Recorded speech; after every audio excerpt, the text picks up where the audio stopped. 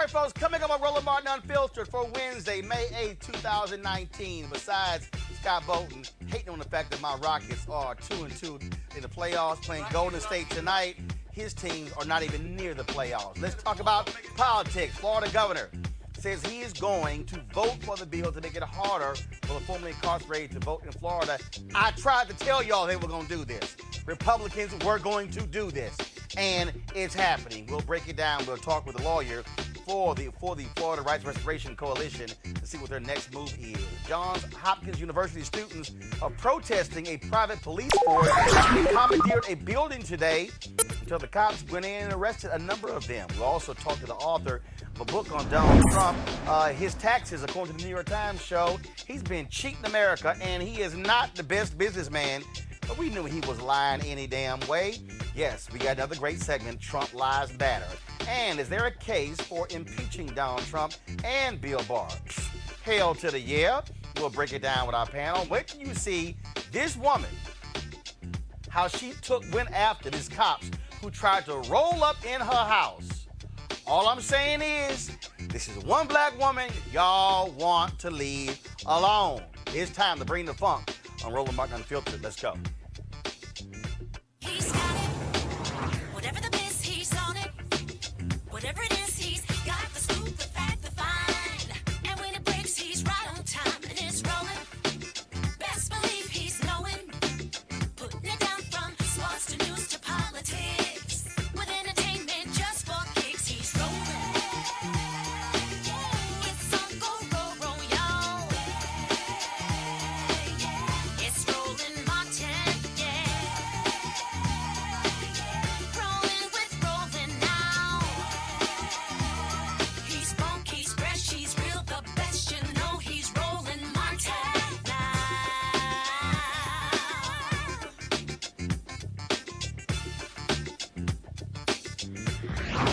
Martin.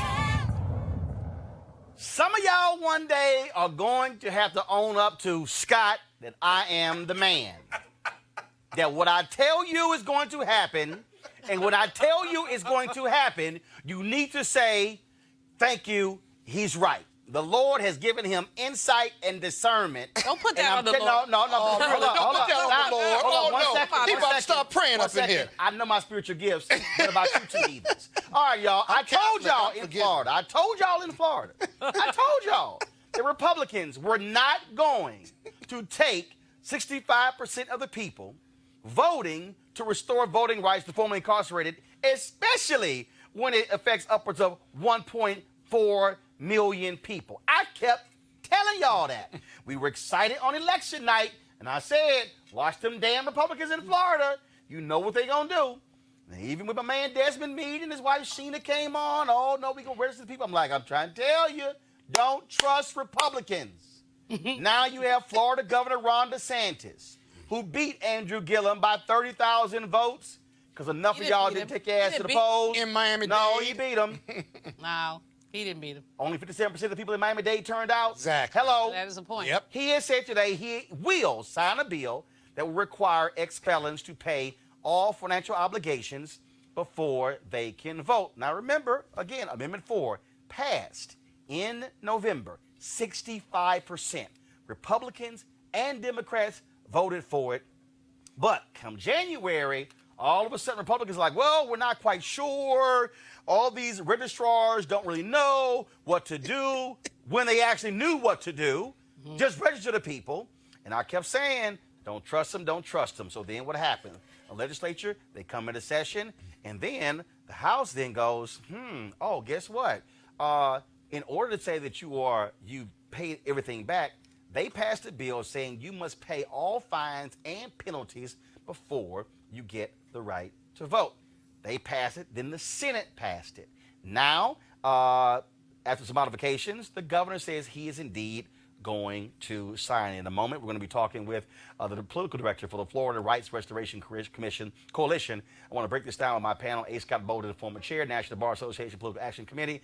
Dr. Julian Malveaux, economist, president emerita of Bennett College. Michael Brown, former vice chair, DNC Finance Committee. I made this point, Michael and Scott, you are both lawyers. I think you're a lawyer, Scott. Michael, you're a lawyer, right? He's a real lawyer. I'm just a lobbyist. You're a lobbyist, but you got a law degree, right? But I could play lawyer. You got a law degree, right? So good. So I'll go to you I got first, a law Michael. practice. You gotta wait. Oh, You gotta God. You messing up my business. No, you gotta wait because you talk too much. So, See, Scott? Michael, Yes. here's what. So I believe that the Florida folks, again, they made a mistake when they went before. So what happened was they had to go through all this stuff to get the language approved. They went before the Supreme Court, and what came up before the Supreme Court was their lawyers essentially said, yeah, it might include having to pay back fines or whatever. Okay, but they immediately glossed over that. No big deal. Supreme Court approves the language. Republicans saw that as their opening, and they came back and they said, wait a minute. The lawyers for the coalition, they've already stated in court before the Supreme Court that it may mean paying back all of your fines. Now, do I believe the voters, their intent with Amendment 4 was that, yes, they immediately get their vote rights restored, Yes. but they left this opening, and that's what Republicans are riding on. This is going to go to court, but the problem is that their lawyers have already spoken on this before the Supreme Court. They may have accidentally given them their opening where this might be constitutional. They may have, and I haven't read the statute, the governing statute related to that in the state of Florida. Politically, it's going to be a problem. Legally, I don't know. Hopefully, that the statute has another loophole on the other side. But did the legislation actually call for paying back the fees and the fines? Did the legislation call for it? No, the legislation did not call for it. Right. So, But the problem is it's again, it goes to intent. It goes to what was argued before the Supreme Court, and all the politicians are hanging their head on. Wait a minute, your own lawyers agreed that it might cover this, Scott. That may be a problem for them. Maybe it's called opening the door, but the real issue isn't whether is the new legislation, because the new legislation allows them for their debt to be forgiven, or it allows them to have the finances. If they owe the money, they can get it converted to community service. The Republicans are going to argue that it's not a poll tax, even though it looks like it and sounds like it, because you can do it through community service, or can be converted or be forgiven by the complaining witness that you allegedly owed the money to. That's the real defense that you've got to address on the Democratic side. I think they will, but if left to be the case, Michael's right, it's a real political problem for the Democrats and all the voters. The second argument is going to be that by allowing this or amending the legislation that has to be specific, that you are disenfranchising the 65% of Florida voters who actually voted for this. Look for those two arguments. I think the Democrats are going to win in the end, because the will of the voters was that these convicted felons who are out now should be allowed to vote. It's the will of the people. But the problem, though, Julian, is that you could tie this thing up into court. Yes. And it could affect the 2020 election. Hold on one second. Only if they get a stay. Otherwise, it'll run. I got you, but But that is the issue indeed. If 1.4 million new voters, they're likely to lean Democrat, but they're not all Democratic voters. And so we need to have Republicans who are convicted felons to step up and say, look, I want my voting rights back too, because this is not necessarily partisan. But if they run this into 2020, obviously it will affect that election. But it may affect it one of two ways. If Democratic voters are sufficiently outraged by this, perhaps we'll get more than 57% turnout in a Broward County. If people look at it and say, or look, Miami-Dade. yeah. It was Broward that was Miami-Dade that was 57%. Broward was around the same. Yeah, so, basically, if you could get up to a 65 to 70% turnout, no matter what happens, you basically will lean back Democratic. So this was the language. People be angry enough. Let me read the language. The language said this amendment restores the voting rights of Floridians with felony convictions after they complete all terms of their sentence, including parole or probation. The amendment would not apply to those convicted of murder or sexual offenses who will continue to be permanently barred from voting unless the governor and cabinet vote to restore their voting rights on a case-by-case basis. The issue here is after they complete all terms of their sentence, including parole or probation. And fines. Don't But say that it. doesn't say that. It says all terms. And No, if you're that's convicted, that's right. okay. So if you're convicted, Okay, hold on. That's why I read it.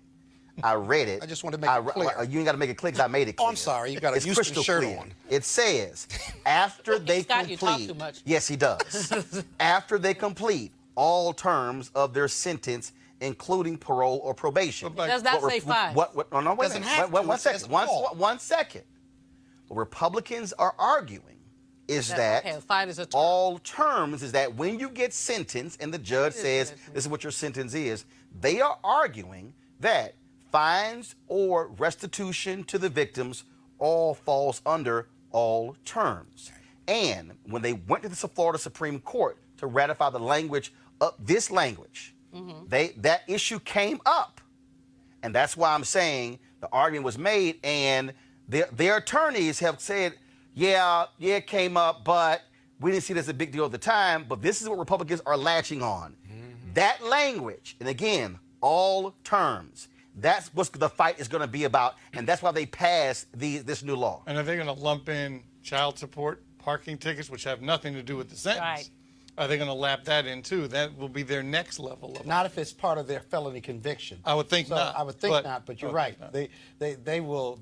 How it's implemented at the local level and the court level is going to be really important too. So that's pretty strong language, because most courts, Supreme Court and otherwise, will look at the plain language of the statute first and then start their analysis from there.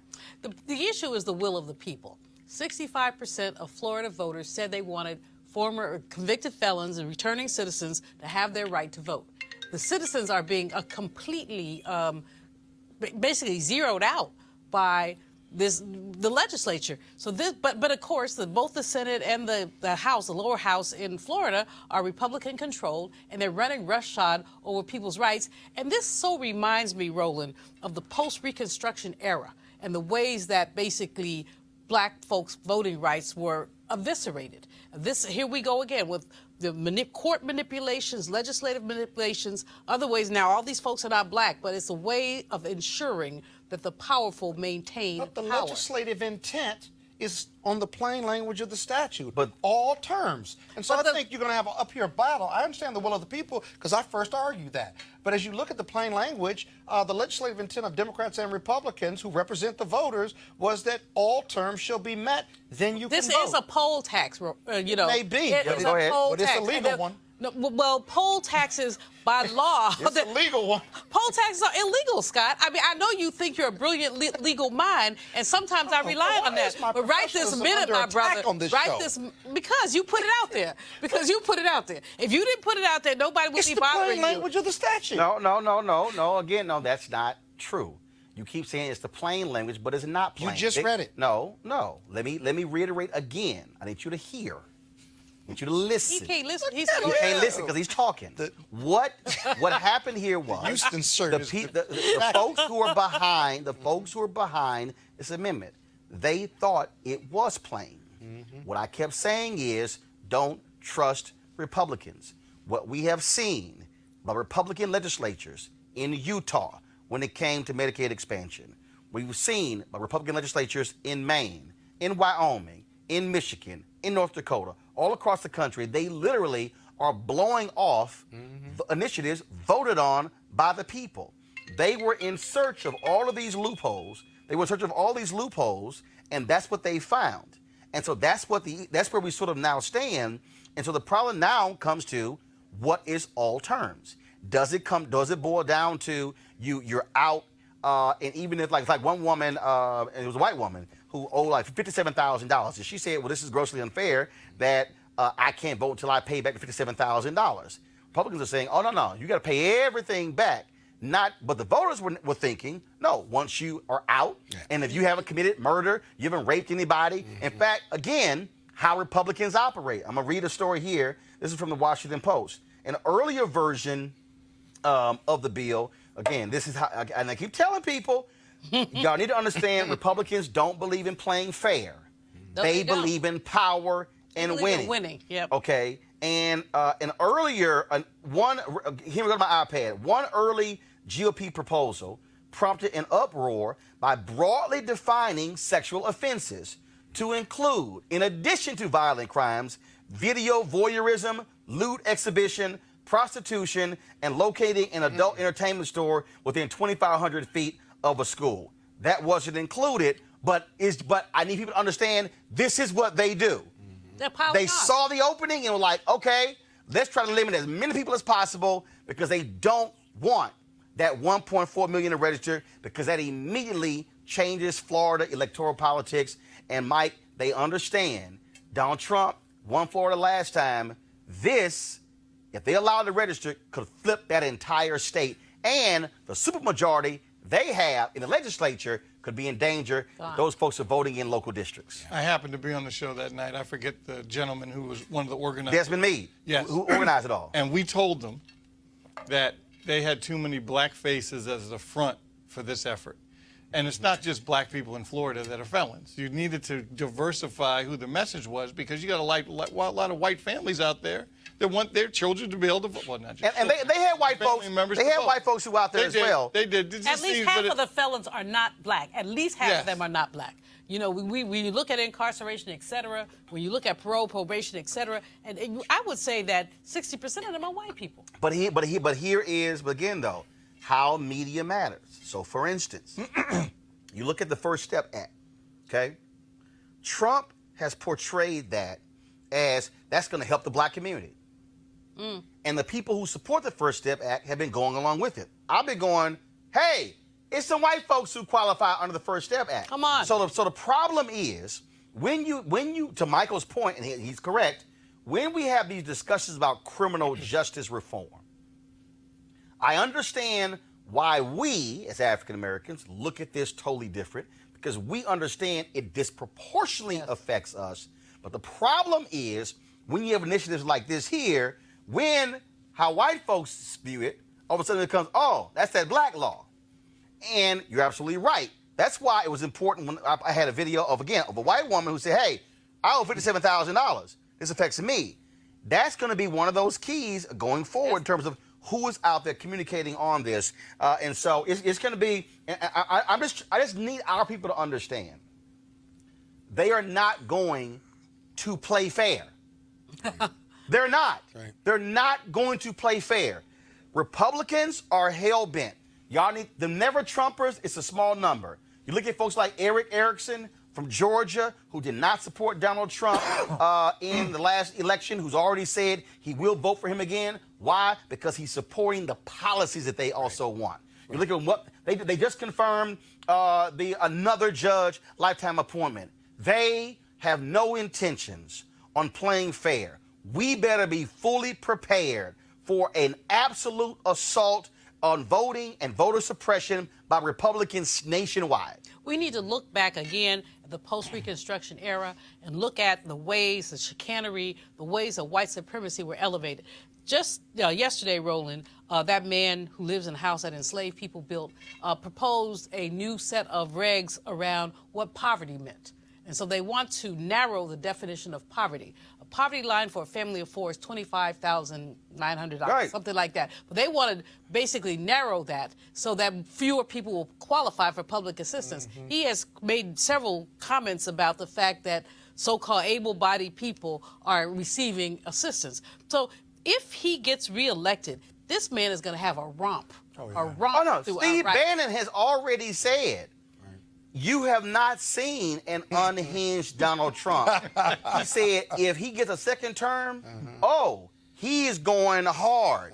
And but I just need our folks to understand that we can't get caught up in this game of not understanding voter suppression. That they are going to try everything, Scott. Yeah. Everything. Yeah, but going back to the Florida voting piece, the roots of why you can't vote in this country if you've got a convicted felon date back to the Jim Crow days. And several states still have it, but there is no causal connection whatsoever between your voting and whether you've served a prison term. They don't care. One factual connection. Well, it was originally put forth in the southern states to block people of color and new slaves.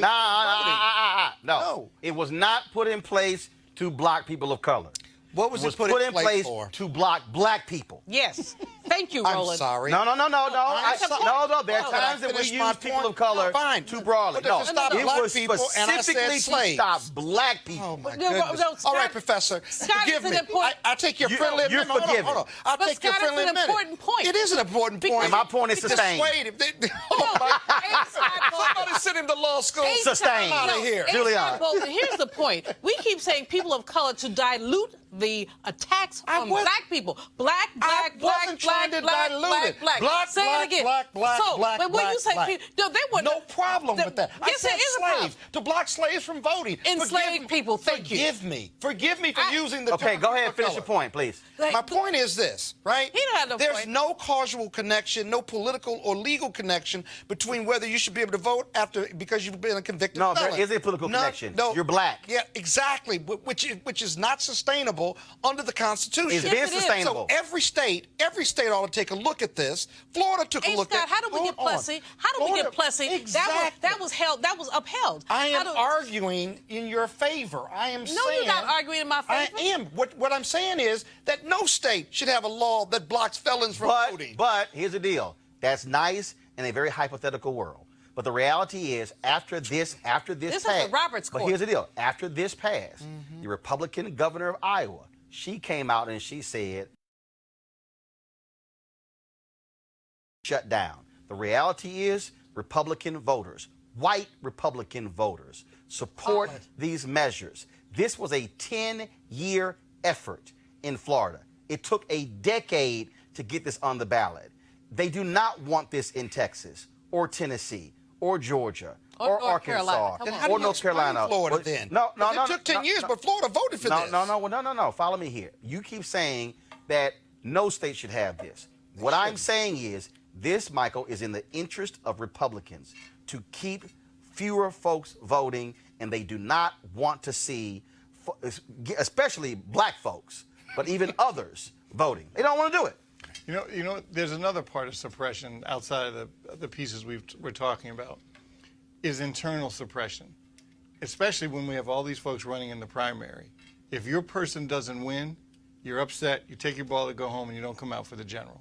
And during the Republican, they had 17 people, but all those people backed Trump because he was the nominee. Yeah, you had a couple of people, outliers that didn't do it. Right. But I guarantee you they didn't vote for Hillary. Right. They may have written somebody in, but they came to the poll. So we have to be careful about that. Folks, again, we're talking about the election, and you would think that one of the reasons why Donald Trump never wanted to release his taxes because he knew the impact it was going to have on this election. Well, the New York Times, of course, came out with this study showing that pretty much over a decade, Donald Trump lost $1 billion and didn't pay any taxes whatsoever. Now he's trashing the Times, calling it fake news, blasting everybody. But this is really his Achilles heel because it goes to his heart of questioning him as a real businessman. David K. Johnson is someone who knows him well. He's written about Donald Trump.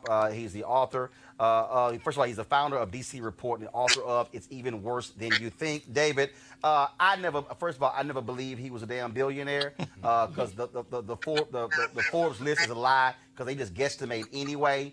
But the fact of the matter is, Donald Trump, he knows that it's a lie that he's a great businessman. New York media played a role in this. Networks like CNN and MSNBC and Fox News kept putting him on. They kept promoting that lie. And all these people who voted for him, they actually thought, put a great businessman into the White House who can save America. Yeah, you're exactly right about that, Roland. The news coverage of Trump by almost everyone was gullible and naive, and it's an example of the old problem of don't let the facts get in the way of a good story. And those of us like Wayne, the late Wayne Barrett, myself, Tim O'Brien, who were documenting that it wasn't true, we were met with, attitudes by even editors when I was at the New York Times of, well, it's not that important. It doesn't matter, and they didn't see what you're seeing now, which is that you have a man in the White House who's a career criminal. And the discussion you've just been having, a man who is, as racist as can be, even as he goes around proclaiming he's not, and his followers are to a large extent people who want to parody Trump's line, "Make America white again." Voter suppression to them, perfectly okay. And David, the thing is here, and the reason that it just stabs him in the heart, because he's crafted this whole narrative. I'm the smartest, I'm the best, I remember everything, I know all these things. And the reason he does not want people to see his taxes, because they will actually see how he has manipulated and lied. Look, what is it? His golf course in New Jersey, they've got a pen of goats so he can qualify for a farming exemption. That's right. That's right. And today something very important just happened. The New York State Senate just passed a bill authorizing the state to give state tax returns to the Congress on request. Your state and federal tax returns in New York are essentially identical. The Assembly is controlled by Democrats, and Governor Cuomo says he will sign this bill. So the House Ways and Means Committee, despite the Trump administration lawlessly refusing to obey the law and turn over the returns, is going to get something very close, 99.9% close to the returns that Donald Trump filed with the federal government. But David, does it bother you that Democrats, and again, the dancing they're doing, he is basically saying to hell with you, Congress. There's a law that says if Congress asks the Department of Treasury for the tax returns of someone, even if they're president, they are to turn it over. Right. Well, here's the problem I see here, Roland. It's not a legal problem. It's a political one. The Republicans overplayed their hand with Bill Clinton in the impeachment over his dalliance with Monica Lewinsky. And they're very concerned that a lot of people will see this as an excessive attack on Trump. On the other hand, Trump is goading them to impeach him. And I think they're going to have to do it, but they need to hold public hearings, just like we had during Watergate, so that people hear the testimony and see the evidence. And I'll tell you one of the Build the case, make the case. That's right. One of the first people who should be called to testify is the IRS Commissioner, Charles Rettig, who is a California lawyer who helps rich people who get caught playing games or even outright cheating in the tax system. He is the person under the law who is designated to comply and turn over the tax returns, but he's not the one refusing. It's Steve Mnuchin, the Treasury Secretary. Right. I suspect what's going on is that Rettig has told the White House he will not break the law, so they removed it from him. Congress should call Rettig in and ask him exactly that. Great point there. Are you willing to turn these over? Have you been blocked from doing so? You're the person who has, under the delegation order, it's a form of regulation, the responsibility. Why are you not doing this? Last question for you, David. I tweeted about this earlier today, and Priscilla O'Brien was highly critical of these networks who kept putting him on. When I was at CNN, an executive vice president who is still there, I said on the air, I said, Donald Trump has no business being on this air talking about business. There are other CEOs that we can get. I said, when he's on CNN, we should run across the bottom that says, this is for entertainment purposes only. Ken Jouts sent me an email and said, do not criticize when Donald Trump is coming on our air. And I said, no. And that was my point. Wolf Blitzer will go interview Donald Trump at his tower. And I went to his booker and I said to her, what the hell are y'all doing? I said, oh, no, but he's great for ratings. I said, he doesn't know what the hell he's talking about. National media fell for this, and they created this monster that he is basically the best businessman in America. And not a single one of these networks and executives has said, we apologize for not listening to folks like you and Wayne and others where the truth was there. They fell for the okie doke, and they should be ashamed of themselves. Well, and especially culpable here is my former newspaper, the New York Times. As soon as Donald announced in 2015, I said to myself, oh, my God, he just might pull this off. I dropped what I was doing, which was finishing a book proposing a whole new federal tax system, and went to work on this. And there's an article in the Columbia Journalism Review either today or yesterday pointing out that I was virtually alone out there saying, you need to be asking as journalists the following questions. There were 21 questions I pressed. Nobody did. And the New York Times in particular bears a burden here because every important news person in the country, the first thing they do in the morning is they read the New York Times. And the Times failed to investigate Trump because the attitude among those editors whom I know was everybody knows he's a crook and a charlatan. Well, no, people don't know that outside of Manhattan. Right. There you go. Well, David K. Johnson, you've been doing a great job. Again, folks, D.C. Report, author of It's Even Worse Than You Think. We appreciate it, David. Thanks a lot. Thank you, Roland. Go to our panel here. Again, he's a fraud. Donald Trump is a fraud. He is not an excellent businessman. The New York Times report shows that he was lying when he would go out there and say, oh, I'm going to go buy this company, and the stock would go up. Then all of a sudden, he would then cash out by causing it to go up. He didn't have the money. Banks in this country wouldn't lend him the money. Right. Now, Deutsche Bank was really the only bank that was out there willing to give him the money. And all these white folks out there running around, oh, yeah, time for us to have a businessman who is the president. First of all, let me remind y'all, George W. Bush was the first president with an MBA. How did that go? I thought so. It plunged us into a deep recession that was damn near close to a depression. And that's what President Barack Obama inherited when he took over, when he actually pulled us out of that funk and handed Donald Trump a pristine working economy, which he swears that he actually built and created, which he calls the greatest any president has ever done, ever, because he's the smartest. And Julian, this is, again, it was the narrative. Yeah. And the media helped create the narrative that he was this unbelievable smart guy. You know, investigative reporters dropped the ball completely. There were every indication when he was running. I said, when he said he would not release his tax returns the first time because he was under audit. Under audit, you can still release the return. I mean, you filed the return, you can release it. There may be a problem with it, but you can release it. At that point, I said, this dude don't have no money. Excuse my ebonics. But I said, this dude doesn't have the money that people think he has. He has leverage. I mean, all these things with Trump on them, he doesn't own them. He's licensed his name. Right. So basically, he's two steps up from a hoe. I mean, licensed his name and not really actually done very much else. Then, well, let me not go there. I was about to start talking about Ivanka, but that wouldn't be nice. I could do a lot with that. I'm glad you moved on. But go finish. Go ahead. The point here, Roland, at the end of the day is his financial vulnerability makes it easy for Russia to prey on him. That Deutsche Bank was the only bank that would lend him money, and that they pulled a plug on him at a point in time suggests that he was still borrowing money. Who was he borrowing it from, and under what terms, and what did he have to give up? And I would love to have been a fly on that wall with that conversation with Putin last week, because you know, you don't know. But Scott and Michael, this is just the reality of what we are looking at here. If Americans got to see the tax returns, this is what they likely will see. They will see how he has manipulated this system, how he has claimed for multiple exemptions. We know for a fact that he suffered no damage to Mar-a-Lago when they had a hurricane in Florida, yet he applied for hurricane relief and got it. We know, I told you about the goats on the golf course in New Jersey. Literally, it's like 7 or 8 goats.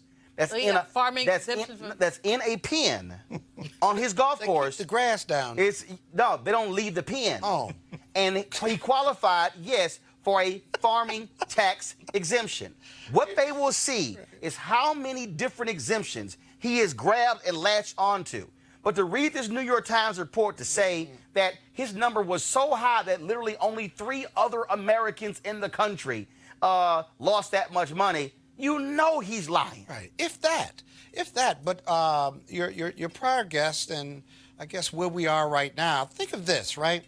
This is about his ego more than anything. The amount of money he's worth and the narrative. His ego should have kept him out the race. Probably, but he's in it and he won it. The reality is, or allegedly won it, but the reality is this. Let's say you got the tax returns. And the tax returns showed that he was worth $1 million, or let's say $100 million, right? With this 42% and the 98% approval of the Republicans, would he lose that if reality came forth? If you released his tax returns, would they stop supporting him? No. They would not. No, but the issue has... And just like the media continues to support him in the way you just described negatively, is because they know he's lying, but it makes good copy. No. Not that it makes good copy. It makes them a ton of money. And here's the piece here, Michael. The piece here is not the 98% of Republicans supporting him. That's not the issue. He can't win just with them. The problem are the independent voters and those disaffected Democratic voters.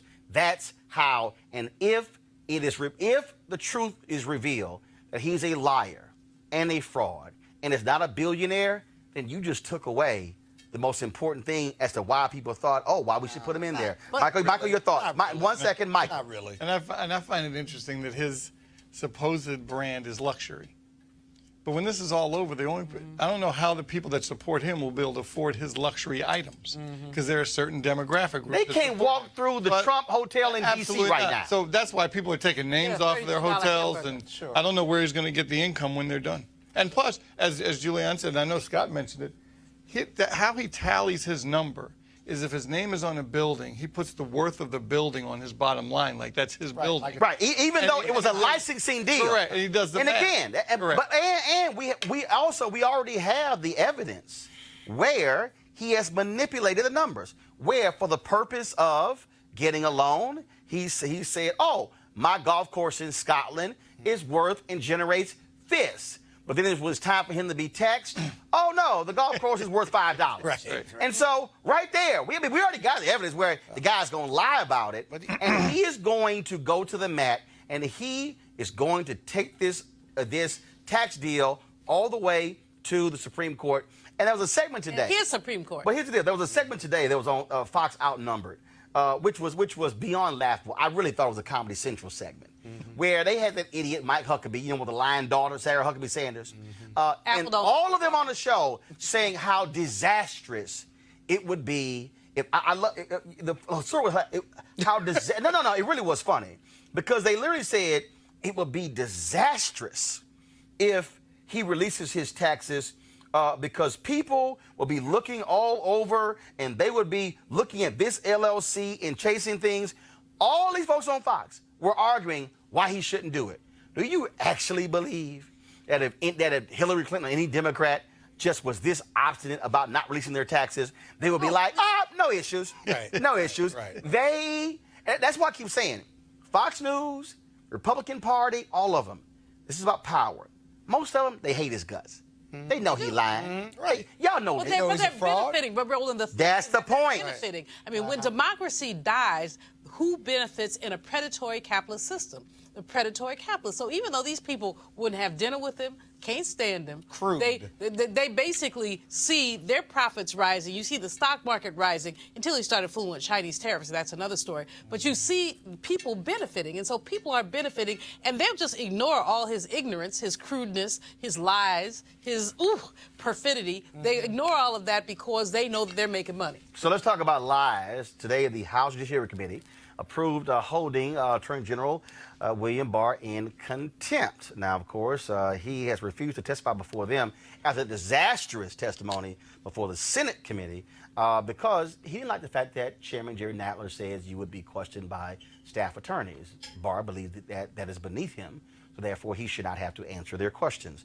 Now, Donald Trump, actually, I love this one here. So he's claiming executive privilege over the entire Mueller report. Didn't that report get released? So exactly how do you claim executive privilege over something that's already been released? Okay, these people are so the House committee they have actually voted along party lines against Bill Barr, and now of course is going to go to the full House for a vote. To our question, and again, is to hold Barr in contempt. Now, remember, Republicans love sitting here talking about Eric Holder, and when they held him in contempt, and he was the first Attorney General being held in contempt. Looks like we might have our second, and they're just beside themselves. Now, they loved it when Eric Holder was held in contempt, but now they're just beside themselves on the issue. But it does raise the issue that David K. Johnston talked about, and that is the issue of impeachment. You got Speaker Nancy Pelosi, who has been dancing around this issue. She's like, hey, you know what? We don't want to impeach that. She's calling this thing self-impeachment. I don't know what the hell that means, and all this sort of stuff along those lines. So I'll ask the three of you. Is it a dangerous path for Democrats to proceed to have impeachment hearings for Barr and or Trump, or are they being too scared and too timid and saying, well, let's just have the election, and so we'll do enough, but we won't go all the way. Yeah, you know, the impeachment process is not a partisan or political process. The Democrats are treating it that way. They're looking at the 52%. So what is it? It is an enforcement process to take the desire of the will of the people who put the president or who put Barr in office and to remove them as part of the process. No, that's not what it is. That's exactly what it is. First of all, impeachment the impeachment process Scott, would remove Scott, indict him and then remove him. First, the impeachment is in the Constitution. Exactly. Two, it's the law. No, the body that impeaches him is the House. The body that convicts or acquits the Senate.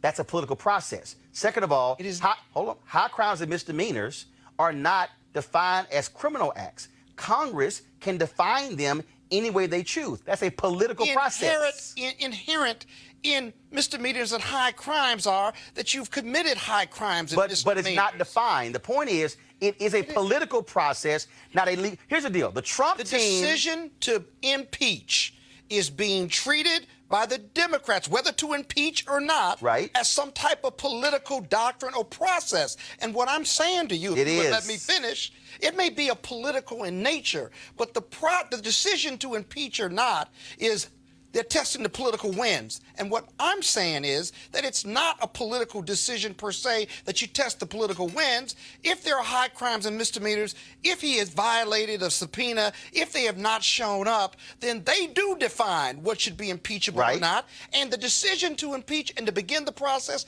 despite what the Senate won't do, and that is they won't convict him, as part of the Constitution and for the betterment of America, they've got to go through this process. And again, for the people who don't understand any of this, again, you have House and the Senate with two different roles, Mike. House impeaches. The actual trial is in terms of whether they're found guilty or not in the Senate.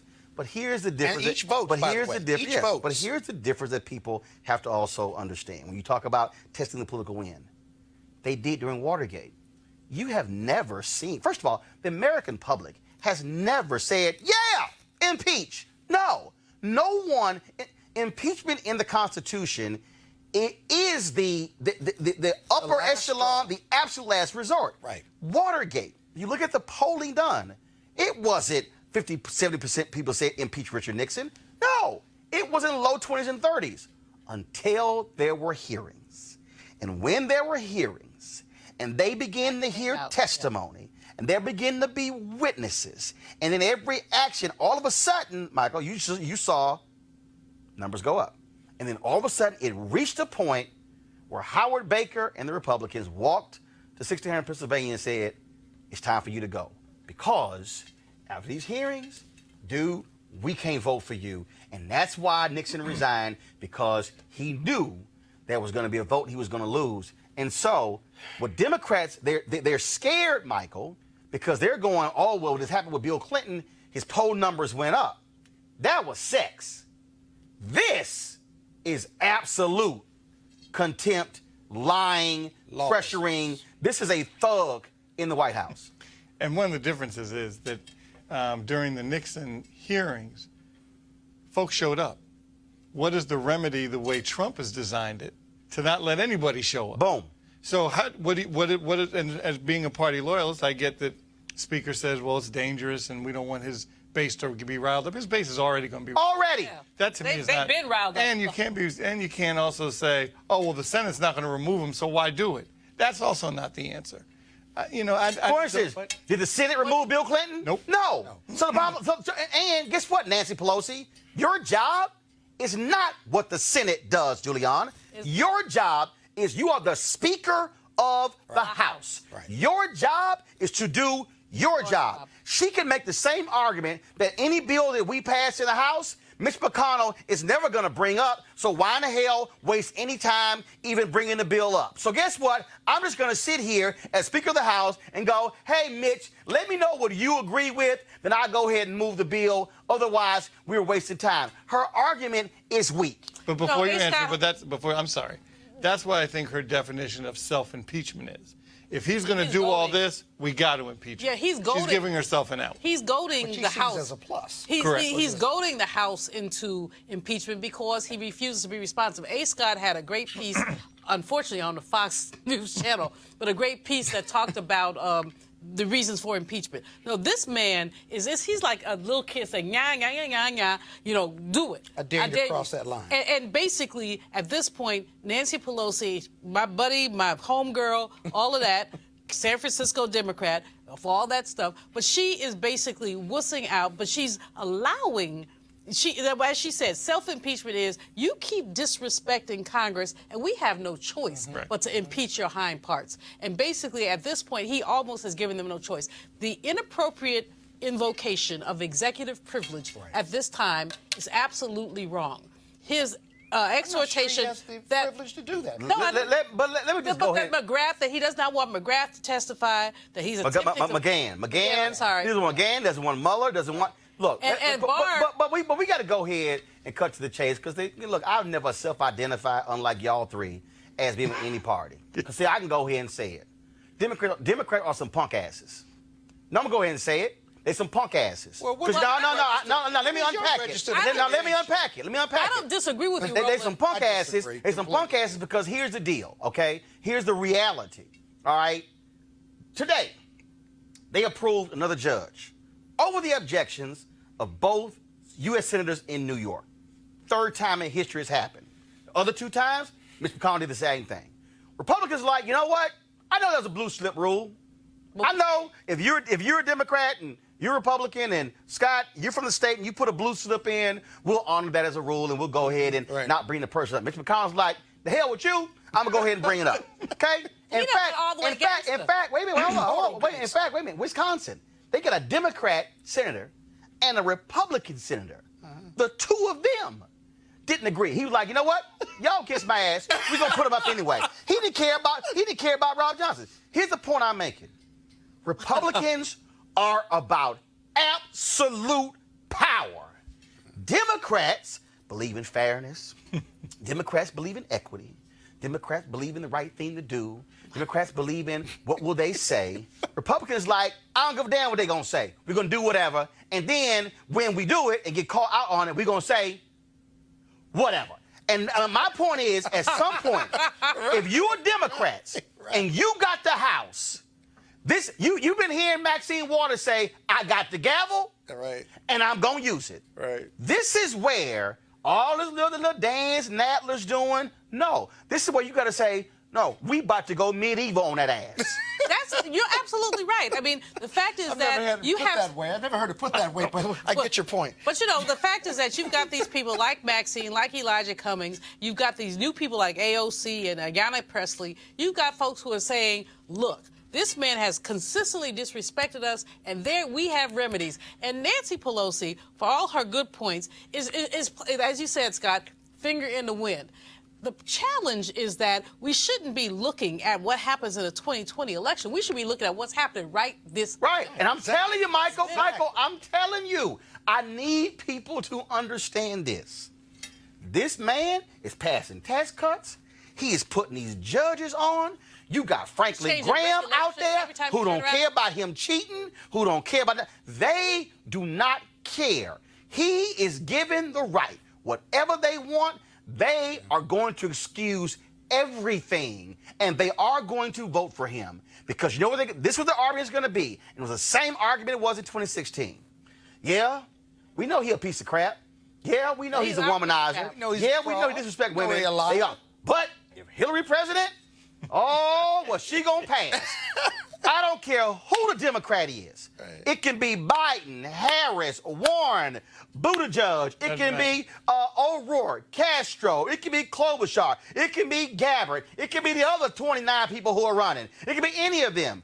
Republicans are gonna say, hey, Donald Trump, we can't stand. Is better than any Democrat we kind of like. Because of predatory capitalism. Because of predatory capitalism. Well, because not just that, but also race. Predatory capitalism. We're not socialists. They are socialists. It's an attempt to extract that last dollar from a working person. The fact that these regulations, Scott, I know that you are a petty capitalist. I realize that, and that's a good thing. Hold up. No. Let me say this here. I'm going to quote John Hope Franklin. Damn it, you got to be a capitalist to be a damn good socialist. Okay? Guess what? You got, hold up. If you want to give some money away, hell, you got to make some damn money to give it away. But go ahead. But okay, so Scott was I'm just saying. So Scott's gonna give me a bunch of money when the show is over with. But here's the point, though. These people are looking at their bottom line. It has nothing to do with principle. It has nothing to do with democracy. It has to do with the extraction of surplus value from poor people. And when you look at the minimum wage That's bill, all they care about. the minimum wage bill is going to pass Congress. It's not going to go through the Senate, but they're not going to stop on that. They should put it out there. There's other legislation that they need to put out there. So quite frankly, if you're going to put all that legislation out there, knowing what kind of Senate you face, why not do impeachment? Roland, here's the real point that we have not talked about and how we got here politically with the Democrats and the Republicans. What happened to the Republican Party? We ain't got time for that. We ain't got time for that. The Republicans. We ain't got no. They're not there. So where did they go? No. I think that is the stupidest conversation we always have. We keep saying it is stupid. It is you know stupid. why it's stupid? Because it is a philosophical, what happened to him? What happened to him? Easy, the same Jack damn Kemp thing. died. Who took his place? First of all, Jack Kemp had no place. Yes, he Jack did. Kemp was a member of Congress. He was in the House and He became ran for the Secretary of HUD. presidency He and ran and got his ass whooped. Okay? Yeah, they didn't he care about did. Jack Kemp. So they there are didn't no care. Republican statesmen in the country right now, No. in the House or Senate. No. That's our problem. That's one of our problems. They ain't our problem. That's their one of problem. our problems. No, I Because- keep telling you, because they keep they putting care, politics Michael. They care about power, and Okay. how they have defined power is this way. They don't care about the country? They have defined. Apparently No, not. You can't rely on them to care This about is the what they country. said, No, Mike. you I'm can't. talking to Michael. Michael, this is what they've said. They of being cut off. This is what they've said. They said point blank, better than- overturn Roe v. Wade. They've said overturn same-sex marriage.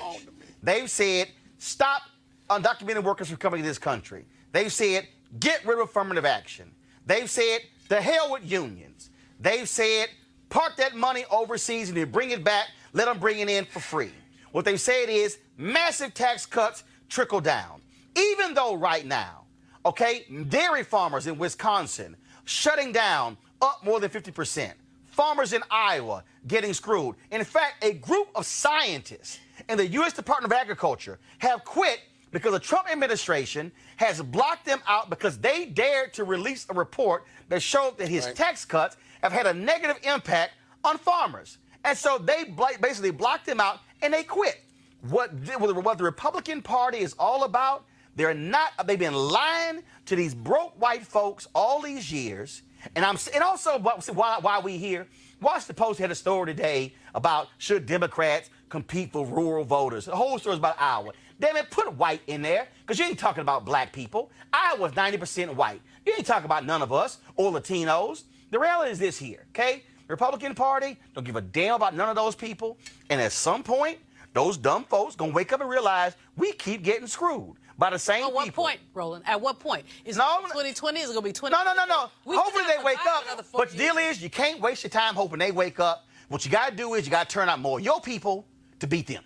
I have, and you know, Tom Perez is a good friend of ours, and I know we all know him and like him, but I got to go back to 1988 when my father was chairman, and he watched how Lee Atwater and Roger Ailes ran the Republican Party. Mm-hmm. He said, we're not going to bring a knife to a gunfight this time. We're going to bring a gun to a gunfight.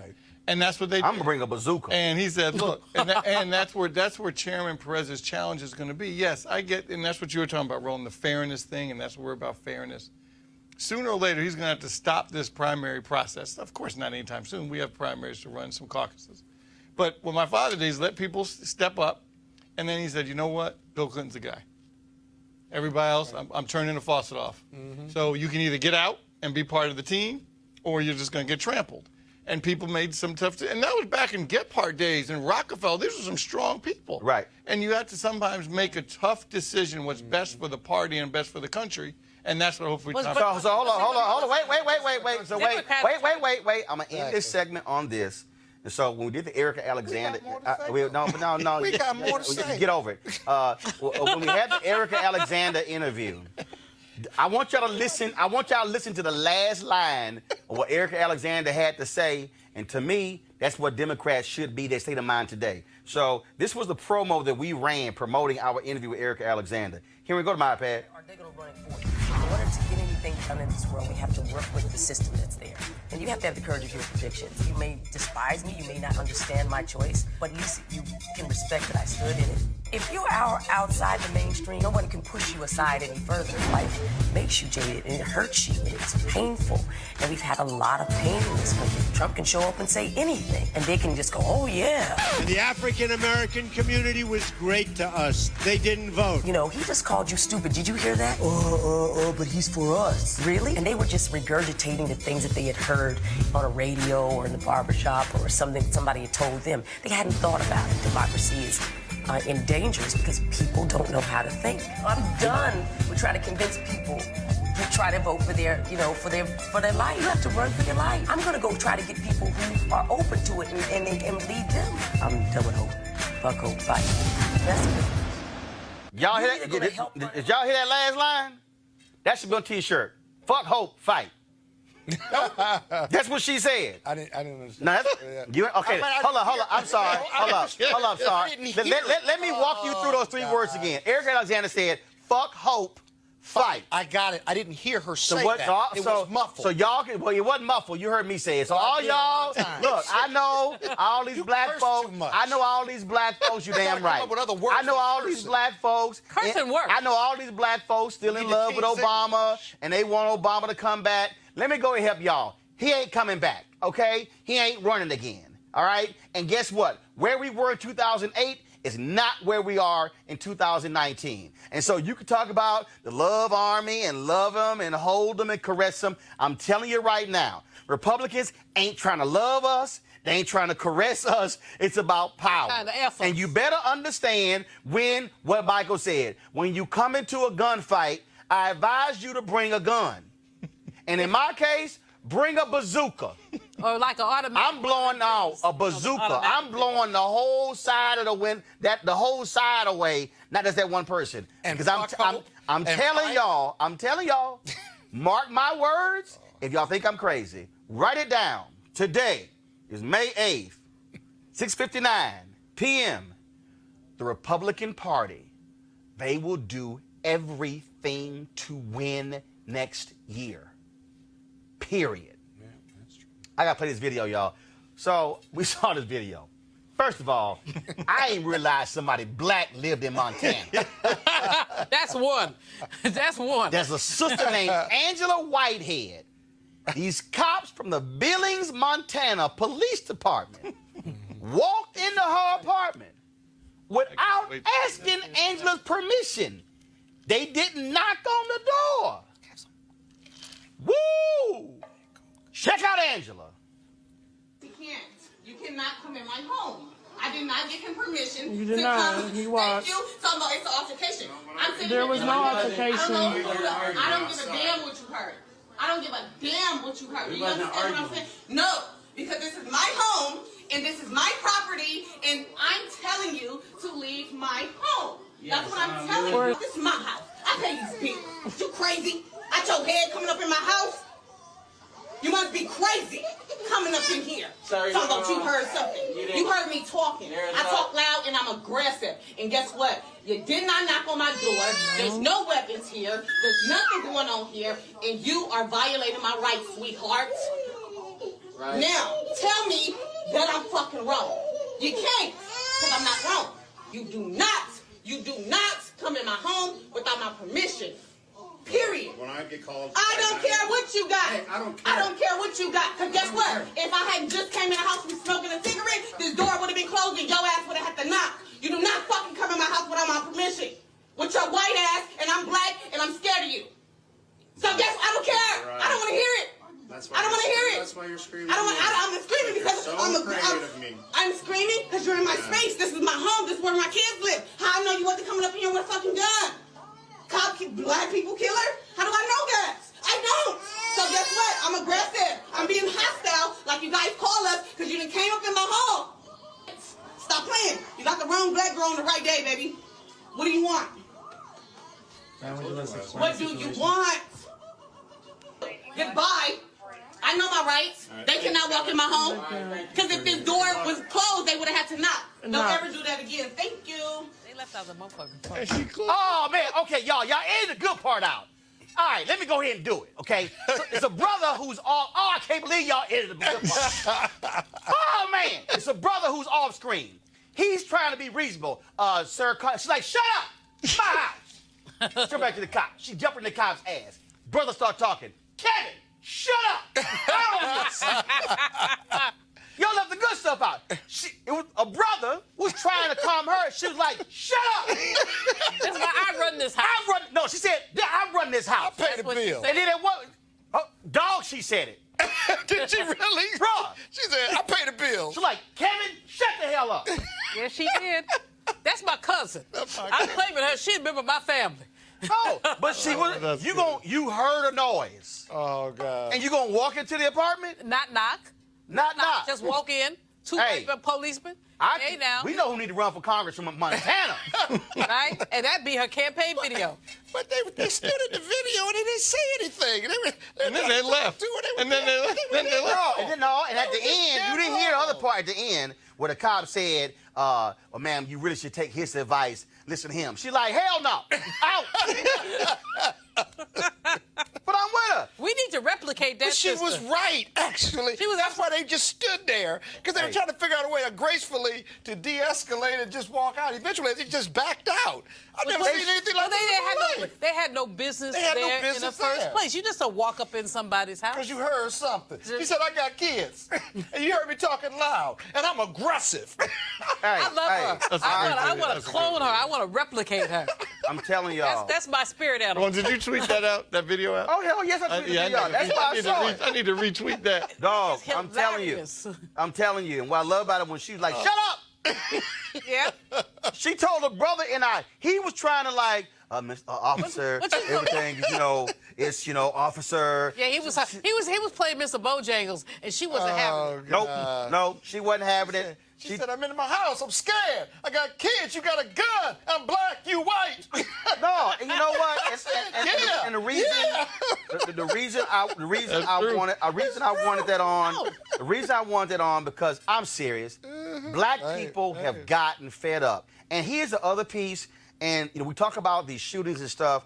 Black folks are tired in this damn country of having to be on our P's and Q's, change our tone, and wear a damn suit when we drive in, okay? Because we have to sit here and deal with some bullshit, okay, from folks every single day.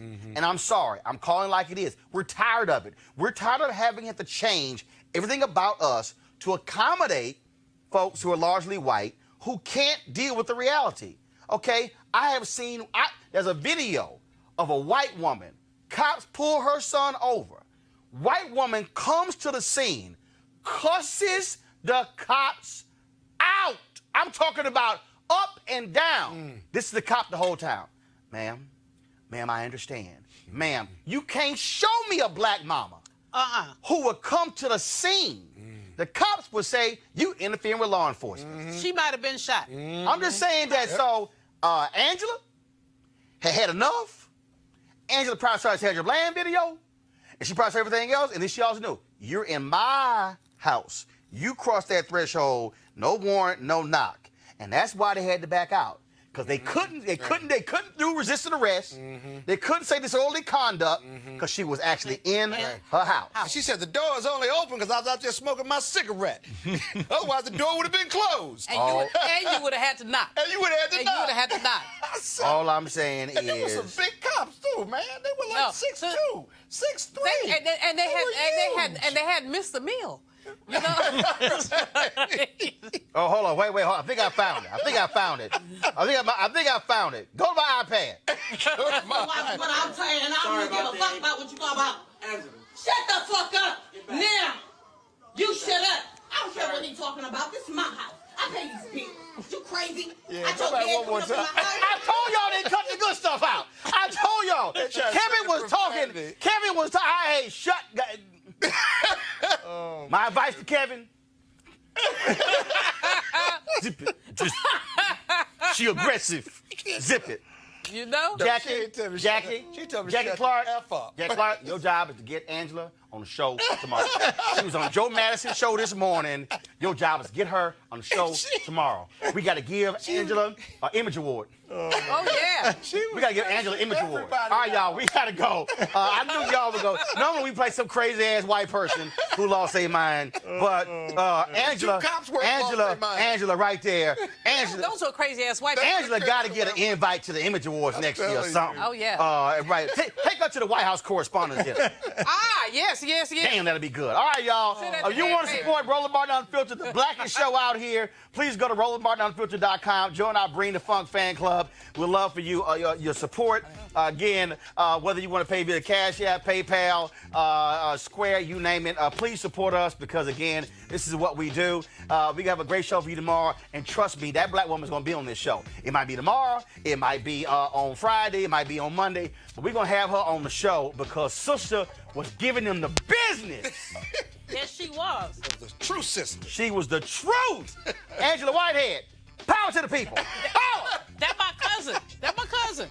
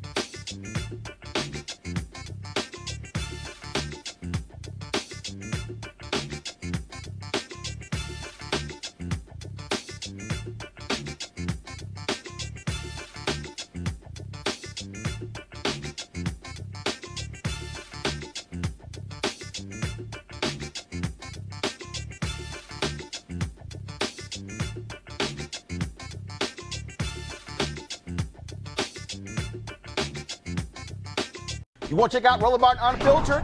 YouTube.com/Roland S. Martin. And subscribe to our YouTube channel. There's only one daily digital show out here that keeps it black and keep it real. It's Roland Martin Unfiltered. See that name right there? Roland Martin Unfiltered. Like, share, and subscribe to our YouTube channel. That's YouTube.com/Roland S. Martin. And don't forget to turn on your notifications so when we go live, you'll know it. You want to support Roland Martin Unfiltered? Be sure to join our Bring the Funk fan club. Every dollar that you give to us supports our daily digital show. There's only one daily digital show out here that keeps it black and keep it real. It's Roland Martin Unfiltered. Support the Roland Martin Unfiltered daily digital show by going to RolandMartinUnfiltered.com. Our goal is to get 20,000 of our fans contributing $50 each for the whole year. You can make this possible. RolandMartinUnfiltered.com. Hey fam, want to check out Roland Martin Unfiltered? The blackest show on all of digital, cable, and broadcast. Check out our audio podcast. There's only one daily digital show out here that keeps it black and keep it real. It's Roland Martin Unfiltered. Press play.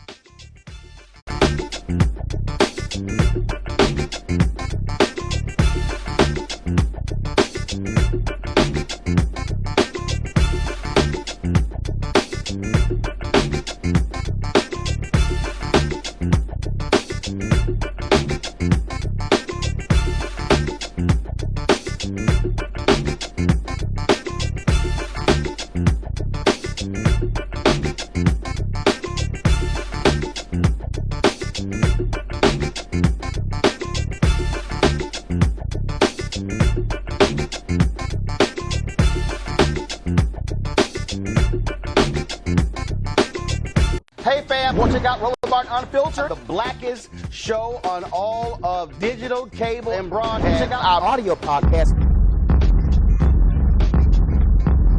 There's only one daily digital show out here that keeps it black and keep it real. It's Roland Barr Unfiltered. Press play. You want to support Roland Barr Unfiltered? Be sure to join our Bring the Funk fan club. Every dollar that you give to us supports our daily digital show. There's only one daily digital show out here that keeps it black and keep it real. It's Roland Martin Unfiltered. Support the Roland Martin Unfiltered daily digital show by going to RolandMartinUnfiltered.com. Our goal is to get 20,000 of our fans contributing $50 each for the whole year. You can make this possible. RolandMartinUnfiltered.com.